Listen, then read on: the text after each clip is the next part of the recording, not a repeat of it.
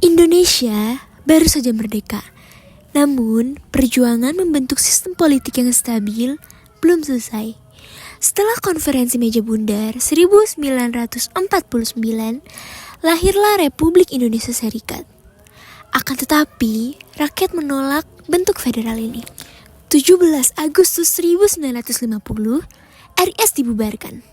Indonesia kembali menjadi negara kesatuan.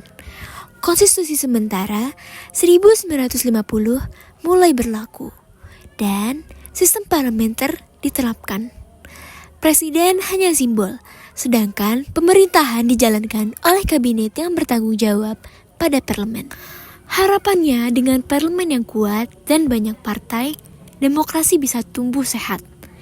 Tahun 1955, Indonesia menggelar pemilu pertama. Inilah pesta demokrasi terbesar saat itu. Namun, hasil pemilu justru menunjukkan kenyataan yang pahit. Tidak ada partai yang dominan. PNI, Masyumi, NU, dan PKI hanya mendapat sebagian kursi. Koalisi terbentuk, lalu pecah. Lagi dan lagi. Kabinet jatuh satu persatu. Kalian bayangkan, tim futsal dengan 5 kapten sekaligus. Satu mau menyerang, satu mau bertahan. Yang lain ngotot bolanya harus lewat dia. Akhirnya tim berantakan sebelum pertandingan selesai. Begitulah kabinet Indonesia saat itu. Terlalu banyak kepentingan, rapuh, dan gampang bubar. Sementara di daerah, rasa kecewa makin membara. Pemberontakan Darul Islam terjadi. Disusul PRRI dan Permesta yang menentang Jakarta. Indonesia seakan terpecah belah. Seperti sebuah rumah besar yang dibangun ramai-ramai. Tapi sebagian anggota keluarga merasa tidak diajak bicara. Mereka akhirnya bikin rumah sendiri di pojok. Itulah kondisi Indonesia. Terasa satu, tapi di dalamnya pecah. Konstituante pun gagal menyusun UUD baru. Perdebatan soal dasar negara, Islam, atau Pancasila tak pernah mencapai titik temu. Kebuntuan politik, kabinet yang terus jatuh, dan krisis keamanan yang membuat negara kacau. Hingga akhirnya, pada 5 Juli 1959, Presiden Soekarno mengeluarkan Dekrit Konstituante dibubarkan.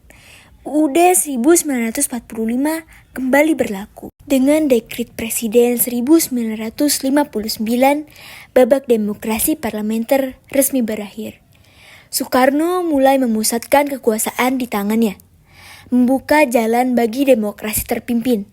Sebuah era baru dengan kekuatan politik yang terpusat, konflik ideologi yang tajam, dan peran besar presiden sebagai pemegang kendali utama bangsa. 5 Juli 1959, sebuah hari yang menguncang arah bangsa. Dengan dekret presiden, Soekarno menutup babak lama dan membuka era baru yang disebut demokrasi terpimpin. Sebuah masa ketika seluruh kekuatan bertumpu pada satu tangan.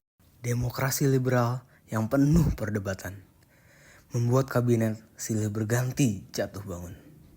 Konstituante gagal menyusun undang-undang dasar. Soekarno pun berkesimpulan, sistem itu tidak cocok untuk bangsa Indonesia. Dengan Dekret 1959, UUD 1945 kembali berlaku.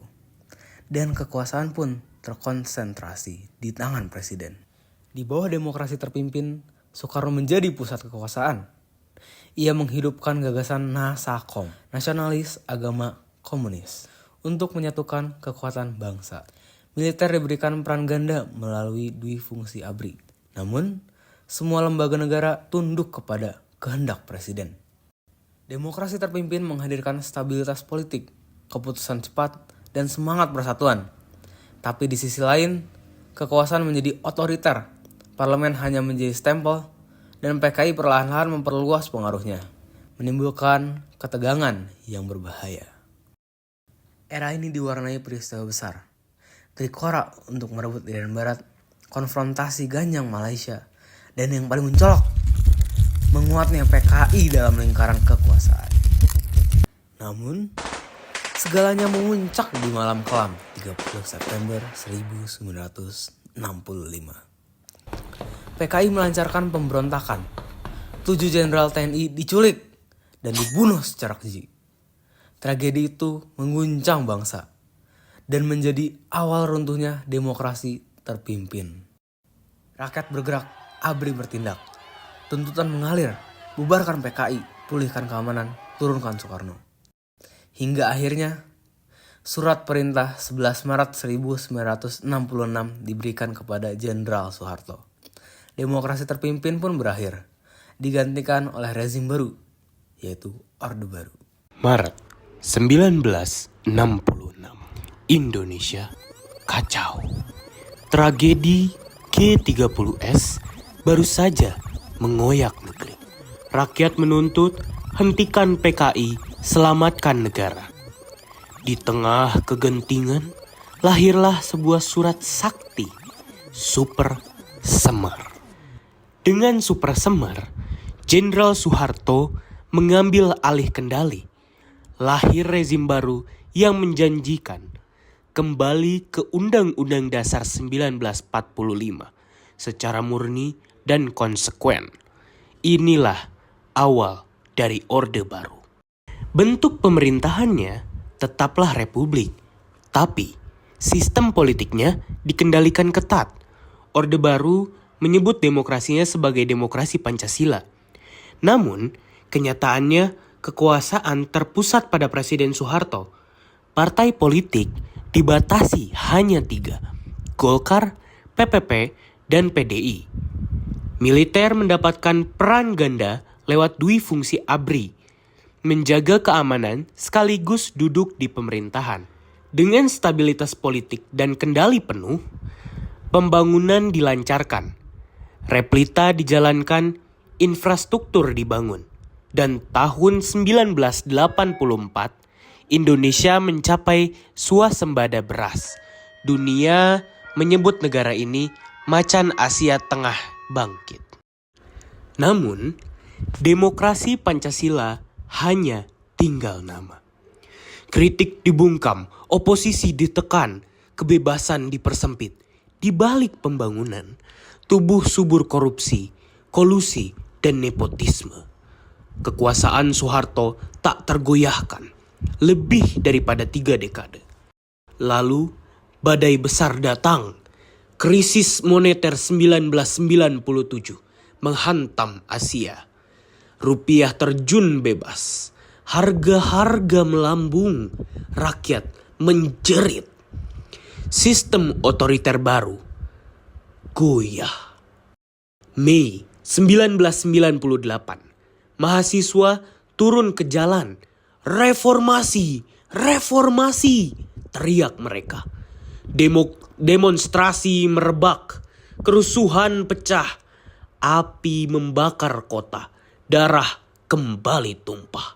Indonesia berada di ambang kehancuran.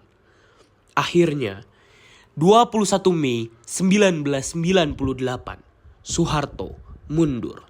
Setelah 32 tahun memimpin, Orde Baru runtuh.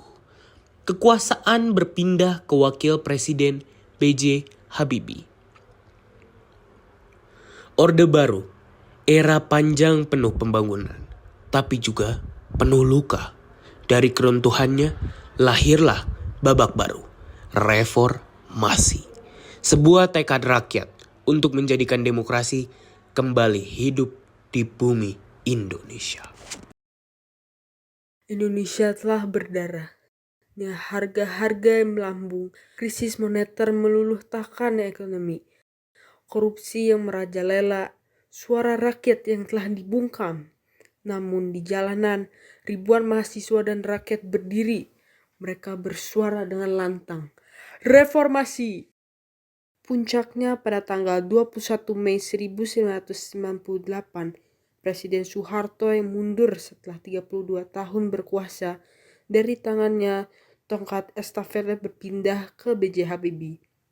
Sejak hari itu, Indonesia memasuki babak baru, yaitu babak era reformasi. Reformasi yang telah membawa janji untuk sebuah perubahan Demokrasi Pancasila ditegakkan kembali dengan semangat yang baru. Presiden kini hanya bisa menjabat maksimal 2 periode dengan pemilu yang dilakukan secara langsung, umum, bebas, rahasia, jujur, dan adil. Dengan partai politik yang bebas untuk tumbuh, rakyat bebas bersuara, dan pers kembali merdeka. Reformasi membuka pintu suatu kebebasan, di mana rakyat kini punya hak untuk memilih pemimpinnya sendiri, dengan pers menjadi mata rakyat mengawasi penguasa. Otonomi daerah memperkuat daerah untuk membangun bangsanya. Hak asasi manusia dijunjung lebih tinggi. Namun, kebebasan yang luas juga membawa suatu tantangan.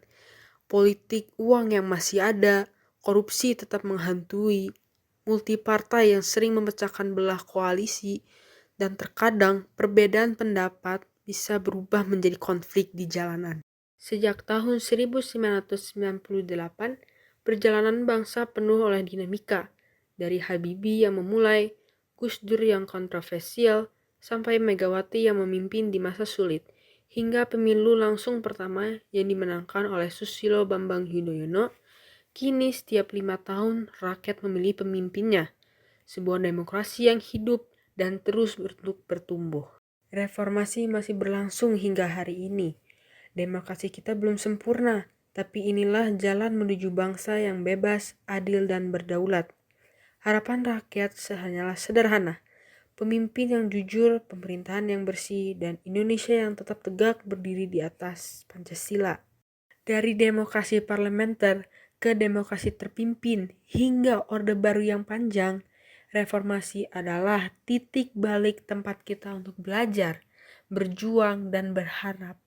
Karena demokrasi bukanlah akhir, melainkan perjalanan-perjalanan untuk menjaga Indonesia, rumah kita bersama. Reformasi untuk Indonesia yang demokratis dan berkeadilan.